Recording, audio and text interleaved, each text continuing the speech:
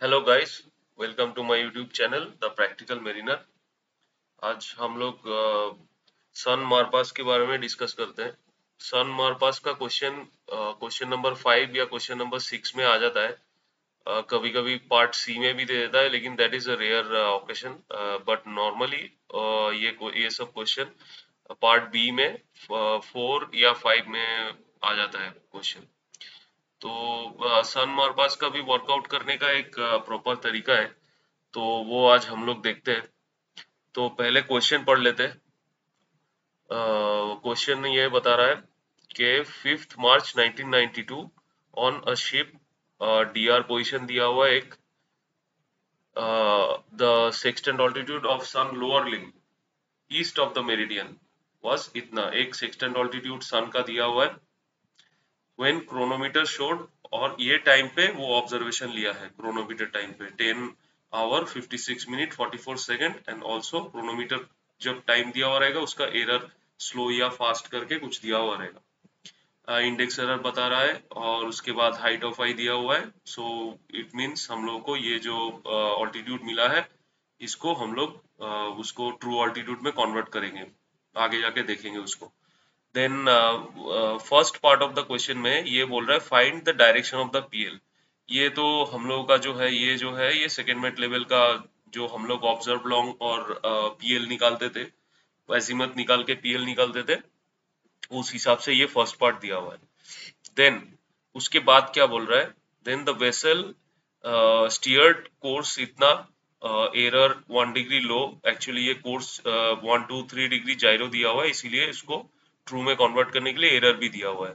Speed बताया गया है 13.5 knots. If the ship's time, ये जो है ये जोन टाइम दिया हुआ है प्लस 10.5 आवर्स, तो इससे हम लोग जीएमटी में कन्वर्ट कर सकते हैं जब जरूरत पड़ेगा। तो find the ship's time for mer pass and DR at mer pass. Normally यही दो पैरामीटर्स पूछते हैं, फाइंड द शिप्स टाइम या तो जोन टाइम या तो जीएमटी टाइम, ऐसे करके पूछेगा, मार्पस का टाइम पूछेगा। And they will ask the position, DR position at mer pass, या तो पोजीशन एट मार्पस, मार्पस के टाइम में, मेरिडियन पैसेज के टाइम में वो शिप का पोजीशन क्या था वो कैलकुलेट करना है। तो अभी हम लोग आ जाते हैं सॉल्यूशन पे।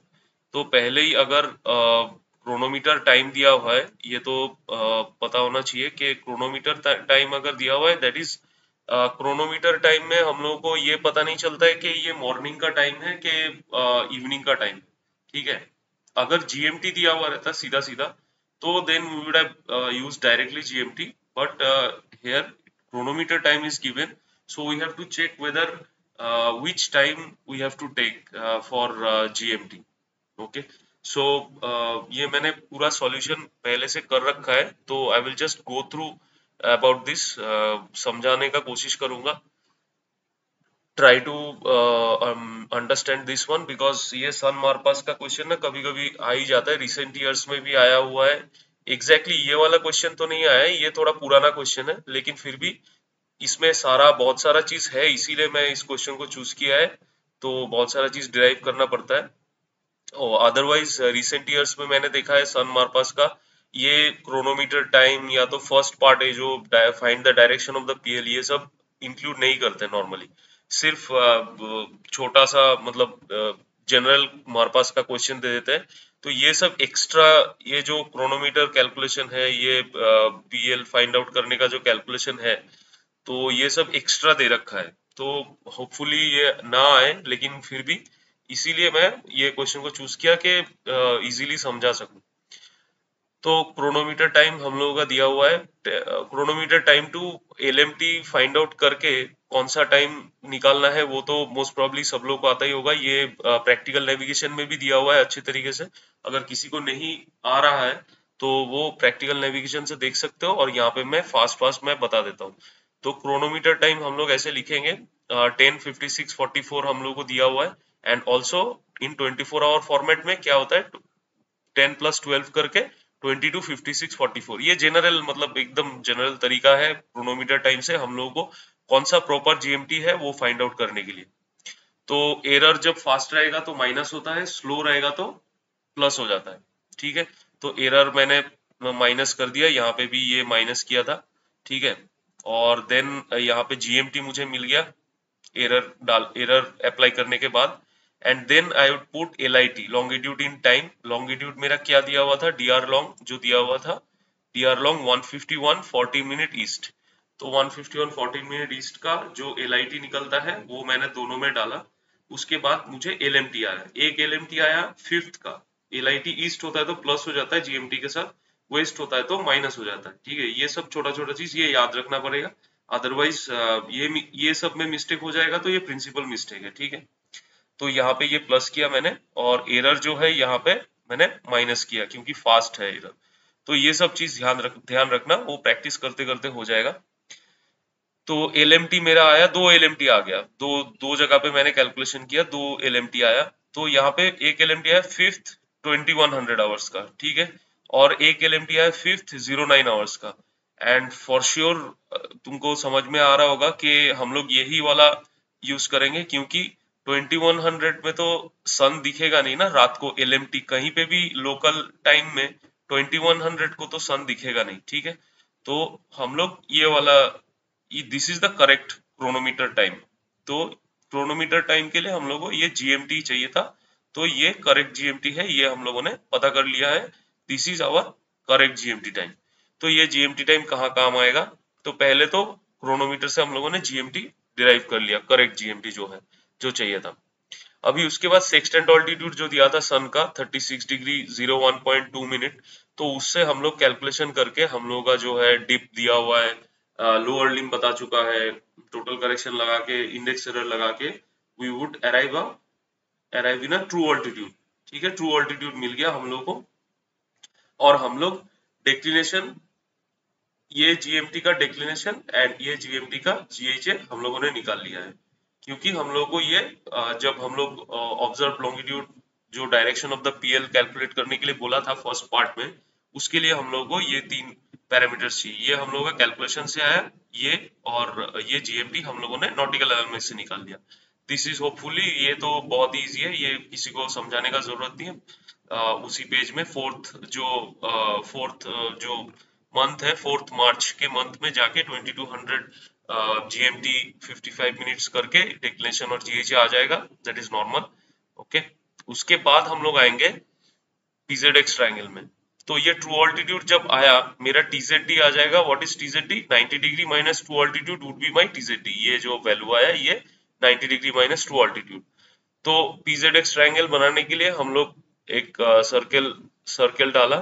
ठीक है, वेट 1 मिनट, सर्कल अच्छे से नहीं हुआ, ये मैं एक बार बस इसमें ना बता देता हूँ। ठीक है, तो ये हो गया हम लोग का एक, ठीक है, ये मेरा, और एक हो गया this one, I have to put it nicely.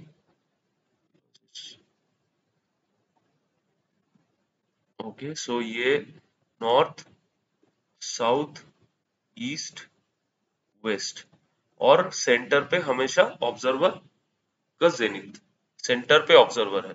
ठीक है, तो अभी हम लोगों का जो डीआर दिया हुआ था, यहाँ पे डीआर क्या दिया हुआ था, 38 डिग्री 16 मिनट साउथ। तो पोल कहाँ हो जाएगा, साउथ में। तो 38 डिग्री 16 मिनट साउथ मेरा लैटिट्यूड ऐसे आता है, 38 डिग्री 16 मिनट साउथ। यहाँ पे ये डायग्राम दिया हुआ है, ये डायग्राम मैंने कैसे बनाया वो मैं दिखा रहा हूँ। ठीक है, तो यहाँ पे ये क्यू आ जाएगा, ठीक है, लैटिट्यूड के लिए जेड क्यू। ठीक है, और पोल हम लोग एलिवेट कर देंगे ऊपर, south south side, DR south में है लैटिट्यूड, तो पोल साउथ पोल यहाँ पे आ जाएगा। ठीक है, उसके बाद क्या बताया, डिक्लिनेशन 6 डिग्री 3 मिनट साउथ।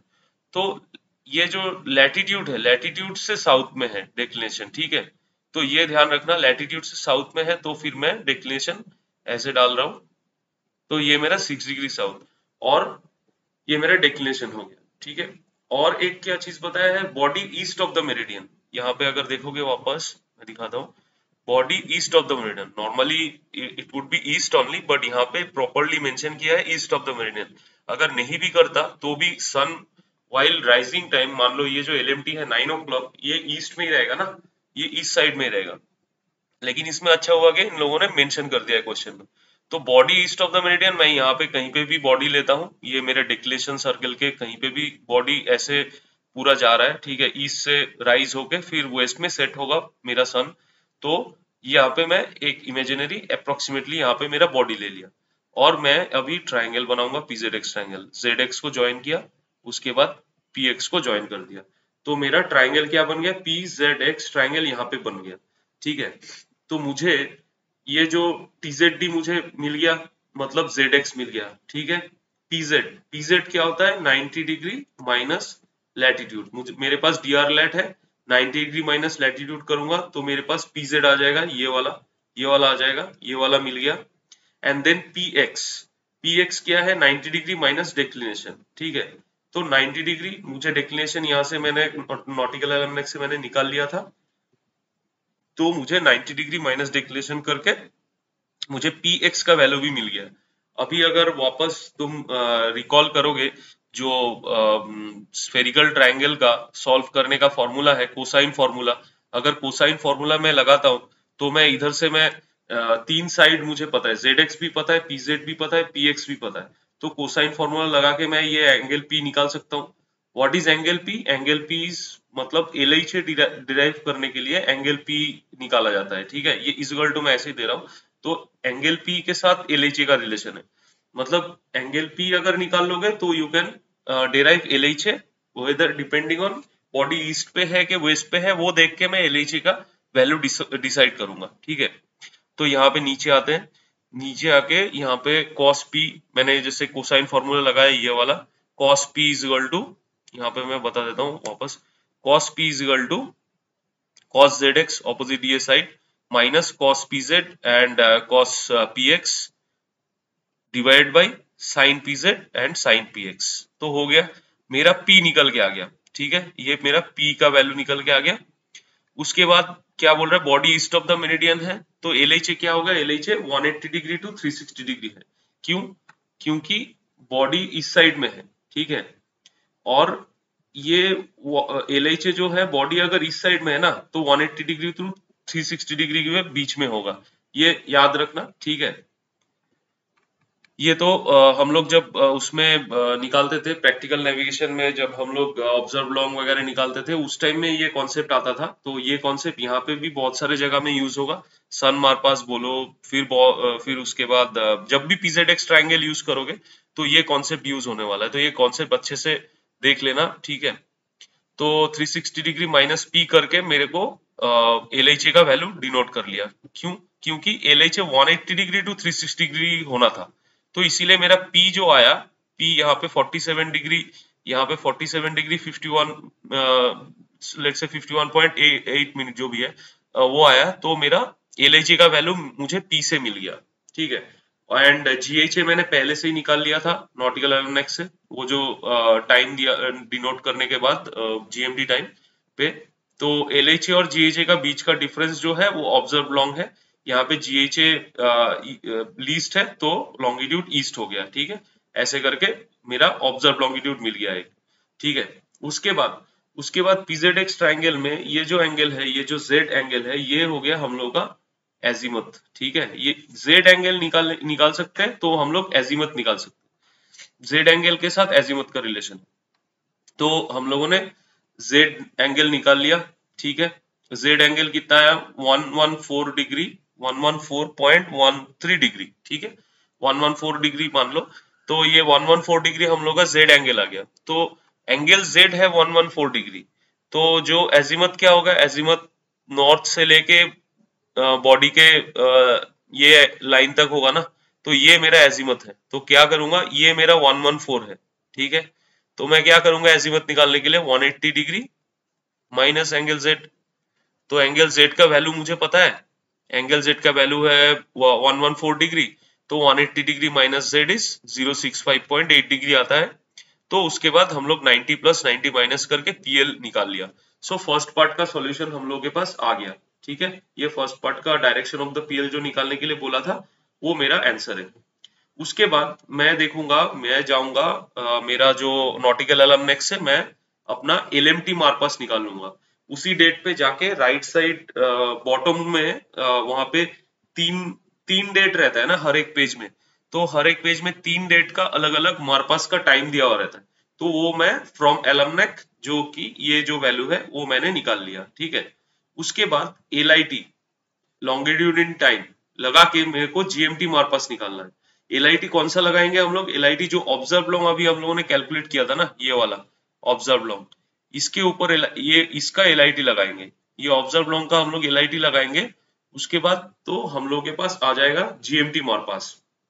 अभी जहाज ship how how much time she has sailed, वो तो किसी ने बताया नहीं, तो इसके लिए हम लोग वो GMT मार्पस डिनोट कर रहे हैं, क्योंकि मॉर्निंग का जो साइट का जो टाइम है, ये जो GMT है ये हम लोग को पता है, ठीक है।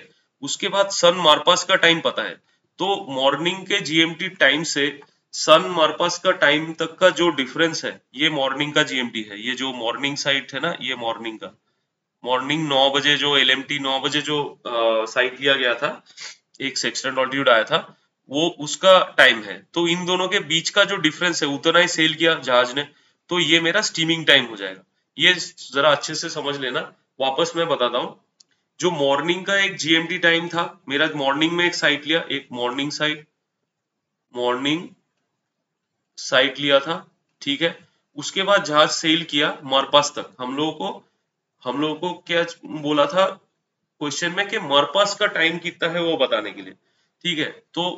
तो हम लोग अगर मॉर्निंग का जो DR पोजीशन है, DR एक लैट और एक ऑब्जर्व लॉन्ग मिल गया था हम लोग को अभी, तो वो पोजीशन से मार्पास का पोजीशन भी तो चाहिए हम लोग को, DR मार्पास निकालने के लिए बोला था।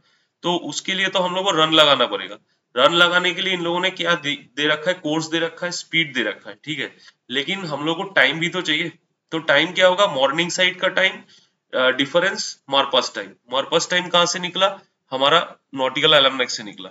और मॉर्निंग टाइम जो दिया हुआ था, ठीक है, डिराइव किया था हम लोगों ने क्रोनोमीटर टाइम से GMT को। देन मेरा स्टीमिंग टाइम आ गया, दोनों का डिफरेंस जो है स्टीमिंग टाइम आ गया 3 आवर्स 10 मिनट्स 52 सेकेंड।